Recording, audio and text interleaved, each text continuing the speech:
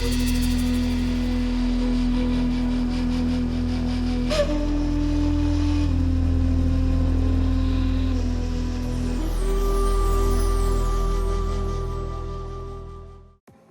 everyone, it's Jabara here, and I hope you all had a Merry Christmas and Happy Holidays.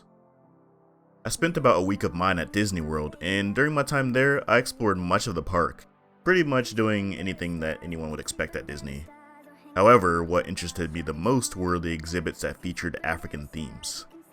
At Epcot, I immediately noticed that there was a lake surrounded on every side by numerous towns, if you will, that were themed off of various countries around the world. Each one giving me a surreal feeling of being in these places prior to the modern era. While there, I was also able to try various foods from the respective countries. Not surprisingly, the majority of these were countries throughout Eurasia, including Norway, Germany, UK, Italy, France, China, and Japan. There are also themes for 19th century United States and Canada. Mexico was generously displayed with this massive Mesoamerican pyramid.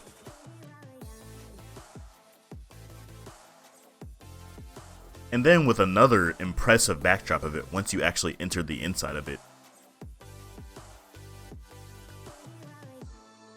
Eventually, I came across Morocco, though unfortunately I didn't get any pictures or images. However, there were no sub-Saharan African countries represented, and despite this, it was still pleasantly surprising to see a country from Africa represented in any degree. That wasn't Egypt, of course. The next day, we took a visit to Animal Kingdom, which, not surprisingly, actually featured more representation of Africa.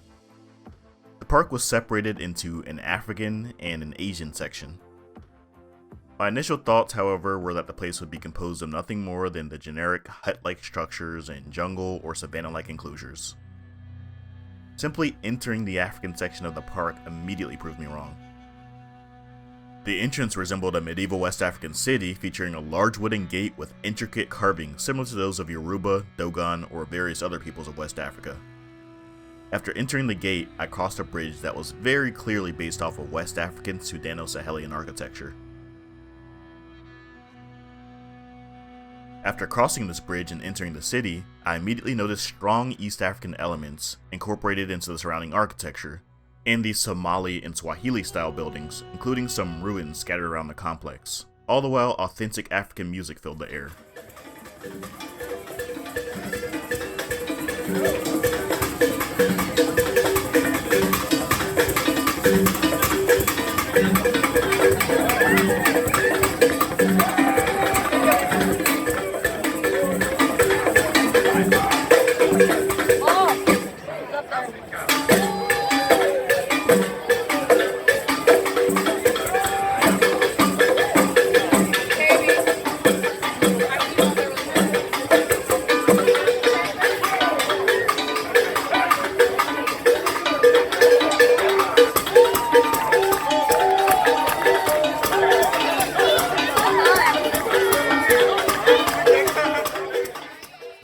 Even the vegetation was very authentic and real. Florida's climate is hot and humid like that of West Africa, thus many of the plant species from that region can survive and even thrive in Florida, some even become an invasive species in the past few centuries. The whole experience overall was more than what I could have ever expected or hoped for from a Disney attraction, but one complaint that I do have is the fact that it looked rather run down. I mean, don't get me wrong, I'm sure that many cities in Africa do look this way in present times, but I wish they could have at least designed the architecture as it would have been in the past. You know, like when it was properly maintained. Instead, it appears to be in an obvious and utter state of decline and, frankly, a state of complete ruin in some places. Despite that, it still looks rather beautiful, and overall I was quite impressed with the aesthetics.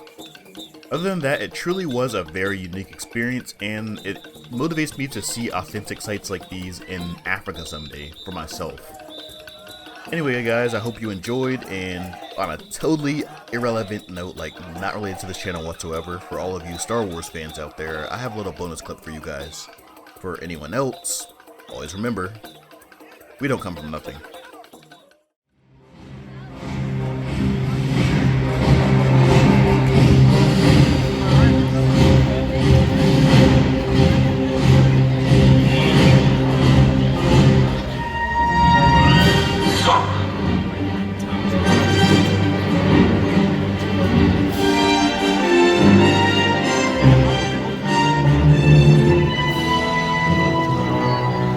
Eyes and ears on me. Yeah, I know. You'd better believe eyes are on you.